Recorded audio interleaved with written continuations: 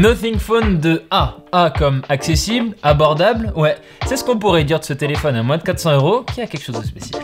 Si vous suivez Frandroid, vous avez sans doute déjà entendu parler de la marque Nothing, une marque assez récente, assez jeune, qui nous avait agréablement surpris avec son premier téléphone, le Nothing Phone 1, un peu moins avec le Phone 2 qui était trop cher, et c'est bien la marque a entendu les retours que beaucoup de gens lui ont fait parce que elle sort ce Nothing Phone 2A nettement moins cher, à moins de 400 €, et franchement, il a des arguments. Bon, ça vous a pas échappé, ce Nothing Phone 2A, il a un look quand même qui sort de l'ordinaire. Et ça, c'est déjà la signature chez Nothing, nous mettre des téléphones quand même avec un design qui claque, et il y a notamment deux choses à retenir. On a un dos transparent, ou en tout cas faussement transparent, parce que là, le composant qu'on voit ici, c'est pas du tout un vrai truc, c'est du factice, mais ça fait son petit effet, moi j'aime bien. Et deuxième élément, évidemment signature chez Nothing, c'est le glyphe à l'arrière, tout ce système de lumière LED. Alors là, attention, on est sur une version beaucoup plus modeste que les deux précédents téléphones. Encore une fois, celui-là, il coûte bien moins cher. Et je reviendrai un petit peu plus tard sur l'utilité de ces lumières à l'arrière. Pour le design, sinon, à part ces deux éléments vraiment différenciants, dos transparent et glyphe, on a un smartphone qui reste assez classique, deux caméras à l'arrière bien centrées, et à l'avant, on a un écran plat avec un poinçon en haut, bien centré également, et aussi, petite note, des bordures homogènes tout autour. À ce prix-là, ça fait quand même toujours plaisir. Il y a aussi un détail que j'aime bien, c'est le côté biton ici des boutons. On a du coup des tranches blanches plates, mais des boutons noirs qui ressortent bien. Et en plus, ils sont positionnés assez bas, donc c'est plutôt accessible pour une utilisation à une main. C'est toujours bien. Là, je vous fais pas mal d'éloges sur le design de ce Nothing Phone 2A, mais il y a quand même des choses, on sent que Nothing a dû faire des compromis, des économies surtout. Tout est en plastique, le dos est en plastique, les bordures sont en plastique, et du coup, en termes de feeling en main, de rendu, voilà, ça fait un peu cheap, on va dire. C'est pas rédhibitoire ou quoi que ce soit, parce que le téléphone, il reste joli, je trouve. C'est juste, voilà, c'est plastoc, quoi. À titre de comparaison, les Nothing Phone 1 et 2 étaient beaucoup plus premium sur les finitions, mais encore une fois, ils coûtaient plus cher. Donc bon, c'est pour ça que je vous dis que c'est pas un défaut rédhibitoire non plus. Et attention à ne pas faire tomber ce téléphone dans l'eau, parce qu'il est certifié IP54, ce qui veut dire qu'il résiste aux éclaboussures, mais pas forcément à l'immersion complète.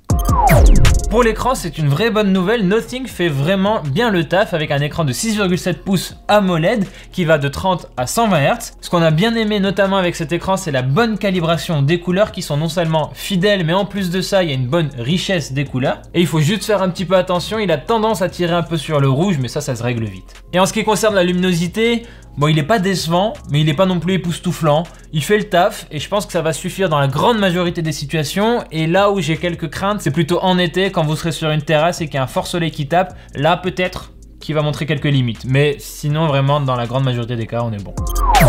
Pour la partie logicielle, on a évidemment l'interface maison Nothing OS qui repose ici sur Android 14. Et ce qu'on retient notamment avec cette interface, c'est la quantité de personnalisation possible, aussi bien à l'avant sur l'écran, mais aussi à l'arrière avec le glyphe. On va commencer par l'avant, et là c'est assez simple en fait. Nothing OS veut vraiment que vous personnalisiez et votre écran d'accueil et votre écran de verrouillage. Et comment il veut que vous fassiez ça? Tout simplement en utilisant plein de widgets, il y a vraiment beaucoup de choix. On a notamment pour l'appareil photo un raccourci vers le 35 mm, donc c'est l'équivalent d'un zoom 1,5, donc c'est rigolo d'avoir un widget pour ce niveau de grossissement. C'est riche en possibilités, et je vous ai pas encore cité les applications tierces qui ont évidemment aussi leur widget. Pour la face arrière, les personnalisations elles vont donc être autour du glyphe, parce qu'on peut s'amuser avec les animations de ces LED à l'arrière qui s'allument quand vous recevez un appel ou une notification, et en plus selon la personne qui vous appelle ou selon la notification, vous pouvez voilà, personnaliser le type d'animation. Donc ça c'est rigolo, toujours. Le glyphe il sert aussi à se substituer au flash quand vous utilisez l'appareil photo. Alors c'est pratique parce que le glyphe il permet d'avoir une lumière plus douce, moins agressive que le vrai flash qu'on voit ici,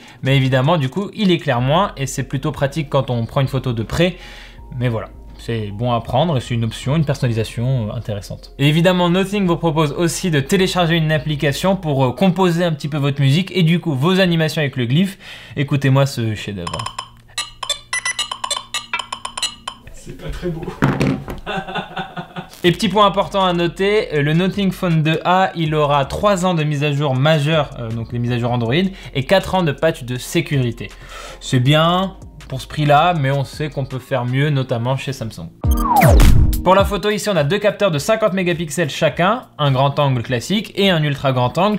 Et ce qu'il faut retenir globalement des performances photo du Nothing Phone 2A, c'est qu'il est bon, ça va, hein, il s'en sort assez bien pour ce segment de prix. C'est pas son plus gros point fort, mais c'est pas non plus son point faible. À ce prix-là, si vraiment la photo c'est ce qui vous importe le plus, vous trouverez sans doute mieux du côté de Google avec aussi leur Pixel A ou Samsung aussi qui s'en sort bien sur les Galaxy A.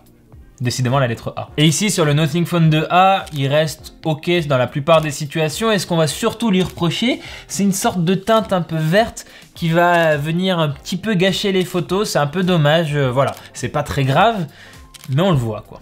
Autrement, sur la finesse des détails, sur la gestion de la dynamique, ce genre de choses, il est bon, hein. Il est encore une fois pas à un niveau très haut, mais il fait le taf comme il faut, pour ce prix en tout cas.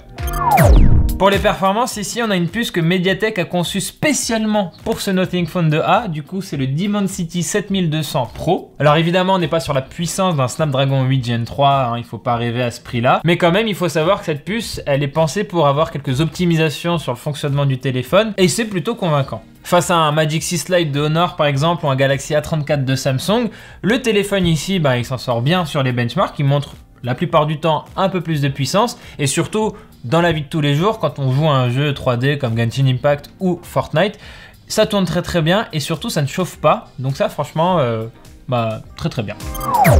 Parlons maintenant de ce qui nous a peut-être le plus chafouiné sur ce smartphone, et en plus, vous allez voir, c'est assez paradoxal. La bonne nouvelle, c'est que la batterie de 5000 mAh qu'on trouve ici, elle est très endurante, hein. Quand vous lancez plein d'applications à la suite avec une utilisation active, elle sait tenir la baraque. Pour vous dire, sur les smartphones qu'on a testés en 2024 avec notre protocole de test personnalisé Visor, ce Phone 2A de Nothing, il a le deuxième meilleur score, tout smartphone confondu, tout segment de prix confondu. Donc ça pose les bases et c'est rassurant. Mais attention, il y a quelque chose qu'il faut savoir et dont on se rend compte seulement avec un usage au quotidien, hein, par un humain, c'est que le téléphone il se comporte mal quand il est en veille. En fait, il sait pas se reposer, c'est un champion d'autonomie qui sait pas se reposer et du coup quand il est en veille, il continue de taper dans la batterie, ce qui fait que même s'il est théoriquement très endurant, on peut pas vraiment aller chercher cette journée et demie d'usage sans avoir à le recharger. Alors là, on croise les doigts parce qu'avec un petit peu de chance, un petit peu d'optimisme, on peut se dire que Nothing peut apporter une optimisation logicielle pour venir corriger ce petit souci.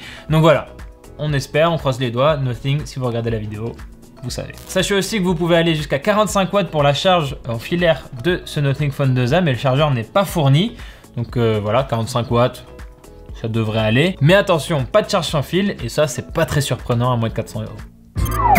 Ce Nothing Phone 2A, il sort en France le 12 mars, et la version de 8 Go de RAM et de 128 Go de stockage, elle coûte 349 €. Et si vous voulez la version avec 12 Go de RAM et 256 Go de stockage, là, il faudra mettre 399 €. Donc globalement, ce que j'en retiens, moi, c'est un smartphone à moins de 400 € qui a de vrais beaux arguments, qui a un bon rapport qualité-prix. C'est vraiment un téléphone qu'on peut recommander chaudement, selon évidemment vos critères. Ses grands atouts par rapport à la concurrence à ce prix-là, ça va être la qualité de son écran, ses bonnes performances, son interface vraiment chouette, rigolote avec plein de personnalisation et mine de rien, un look qui a de la gueule. Là où il va être un petit peu en retrait, c'est sur la photo où encore une fois, c'est pas un défaut en soi, mais il est moins bon que certains concurrents. On pense à Samsung notamment et à Google. Il y a ce détail au niveau de l'autonomie qu'on vous a signalé là sur la veille, et là on espère vraiment que Nothing va faire une mise à jour pour corriger le souci. Et puis évidemment, il faut le noter, hein, les finitions en plastique, ça n'empêche pas le téléphone d'avoir un joli look, mais en main, ça se sent. On sent que c'est vraiment moins premium que d'autres téléphones sur le même segment de prix qui ont des finitions plus soignées. Et si ça vraiment c'est un critère pour vous, ce confort en main, voilà, faut le savoir avant de craquer pour ce Nothing Phone 2A. Voilà, c'est tout pour cette vidéo. Merci de l'avoir regardé jusqu'au bout. N'hésitez pas à vous abonner à la chaîne YouTube de Frandroid et à nous retrouver sur plein de réseaux sociaux. On est notamment beaucoup sur Twitch. Les liens sont dans la description. N'hésitez pas non plus à nous dire ce que vous pensez de ce Nothing Phone 2A à moins de 400 €. Est-ce qu'il vous séduit ou est-ce que vous en avez rien à faire? On est intéressé. Et moi, je vous dis à très bientôt dans une prochaine vidéo sur Frandroid.